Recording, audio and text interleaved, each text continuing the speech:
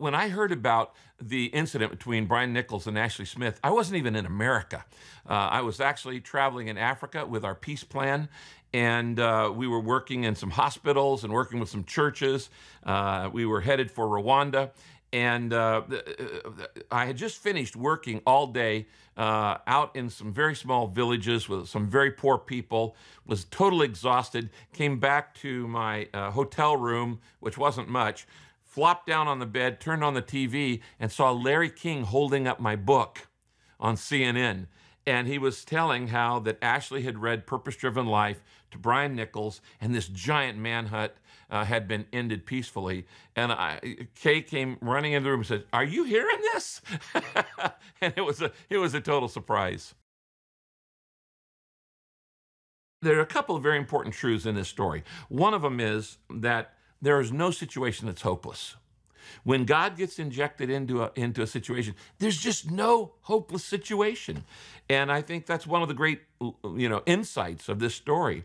And another great insight, and I once said this actually on Oprah with Ashley, is that this is a story that proves you don't have to be perfect for God to use you. If God only used perfect people in the world, nothing would get done.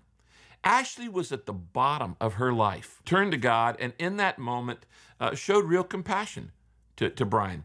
All of those messages are in the book. It's a book about hope, and it's a book about purpose. And this is a story about the hope that we get when we realize maybe God has a bigger purpose for my life than I ever imagined.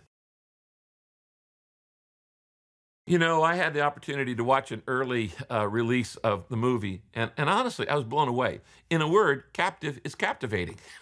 It's gripping. It grabs you from the very moment. It takes you on this journey, and you don't, even though you know how the story's going to end, you don't know all of the details of it. And when he ties her up in the bathtub, it's scary. And when he has this menacing look because he's just killed 4 people. This man has murdered 4 people, and the whole world is looking for him.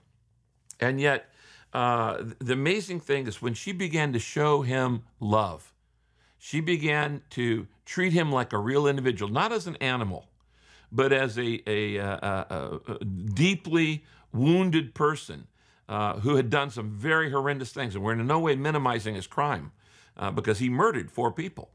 But he began to soften. And when she fixes him pancakes, then he fixes her drapes. And in that whole instance, the story and the message of purpose-driven life comes through not just in the book, it came through in her life. I've had the privilege of knowing now Ashley for over 10 years. Since the incident, we've done some things together. We've spoken together. We've been in conferences. She's been at Saddleback Church. We've been on TV shows together. This woman's the real deal. And her life literally was saved 2 ways in that incident.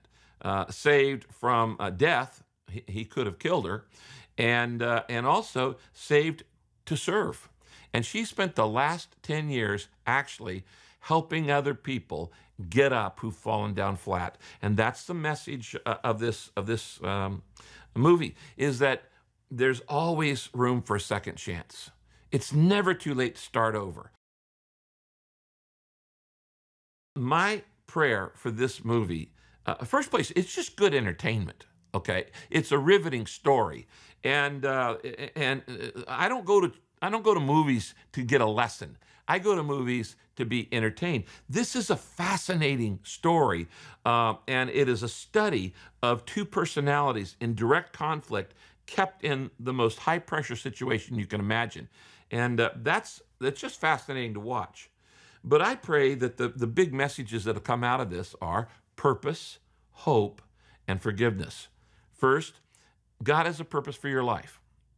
Your parents may not have planned you, but God did. And if you're breathing right now, it means he has a purpose and a plan for your life. And it doesn't matter what you've done. God still has a purpose and plan for your life.